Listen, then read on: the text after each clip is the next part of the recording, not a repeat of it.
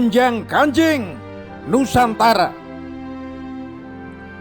Motif kebohongan yang dibungkus pembangunan dengan biaya APBN adalah salah satu modus jitu yang digunakan oleh setan-setan politik di lingkaran istana.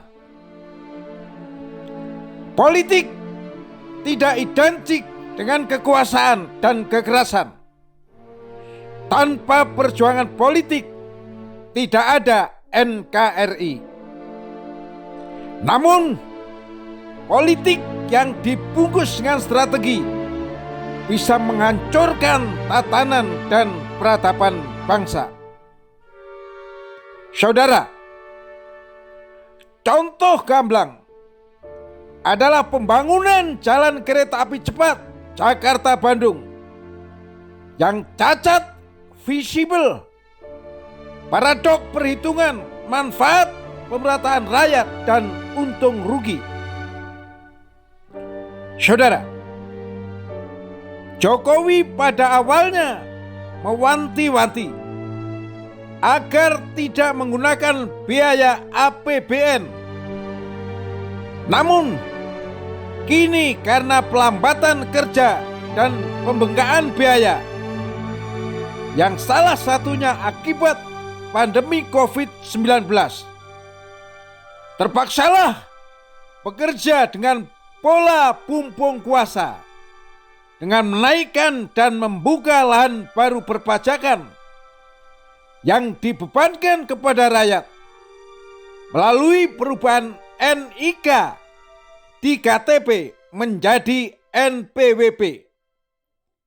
Artinya, bagi pemegang KTP otomatis sebagai wajib pajak, bisa jadi ke depan akte kelahiran juga akan di NPWPI. Saudara, dikatai non-visible karena asumsi atau prediksi akan meraup penumpang sebanyak 40.000 orang per hari adalah impossible. Di samping jarak yang relatif dekat dengan kecepatan tinggi, juga menambah ketimpangan pemerataan kesejahteraan rakyat di luar area Jakarta-Bandung. Saudara, keterlibatan LBP sang Superman yang menduduki 10 jabatan penting mengindikasikan kebuntuan berpikir sang presiden dalam tugas negara yang bisa dibagi habis oleh para pakar dan praktisi di bidangnya. Penyiapan tim pemilu pada Pilpres 2024 yang mengarah kepada dominasi pejabat lama, KPU dan Bawaslu mengindikasikan cara-cara dan permainan lama dengan bungkus baru. Saudara, konsep RUU kepolisian yang mengarah akan bisa menangkap, mem-BAP dan memidana langsung kepada anggota TNI semakin menambah kecurigaan atas gagasan Tito dalam bukunya yang berjudul Democratic Policing serta cuplikan arahan Tito sewaktu menjabat Kapolri terkait agar semua jajaran Polri bersabar. Kita mengalah untuk kepentingan yang lebih besar, yaitu mewujudkan Democratic Policing yang nantinya TNI akan tunduk pada hukum kepolisian. Untuk itu agar terus rangkul TNI. Saudara, jika suratan di atas tanpa direkayasa dan dikurang lebihi, Tito harus klarifikasi kepada masyarakat umumnya dan TNI khususnya, agar kekompakan TNI Polri tidak hanya sebagai jebakan atau slogan belaka. Saudara, perlu dipahami dan disadari bahwa antara TNI dan Polri merupakan badan atau instansi yang sangat dominan dalam bidang pertahanan dan keamanan negara, yang menjalankan politik negara untuk kepentingan negara dan meninggalkan politik praktis untuk kepentingan tertentu.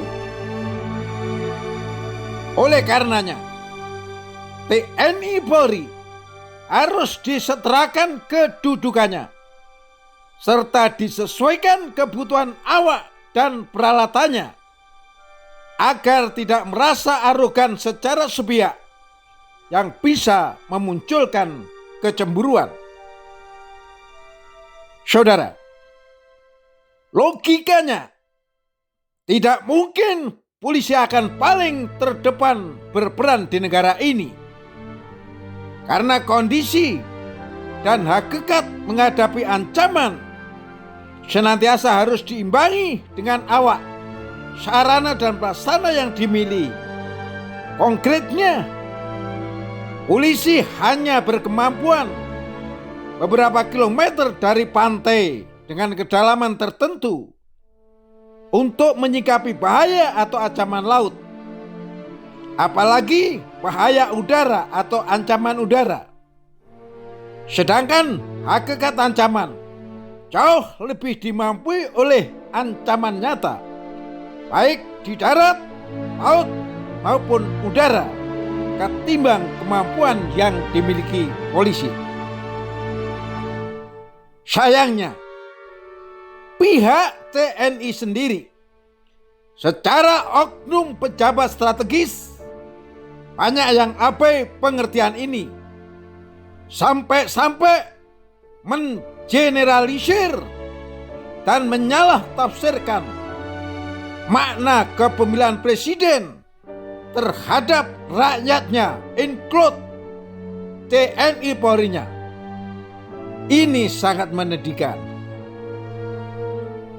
Maka tidak mengherankan bahwa masyarakat merasakan kebohongan dan kegaduhan yang dipertontonkan rejim ini tak ada habis-habisnya, Pak, tepi tanpa batas.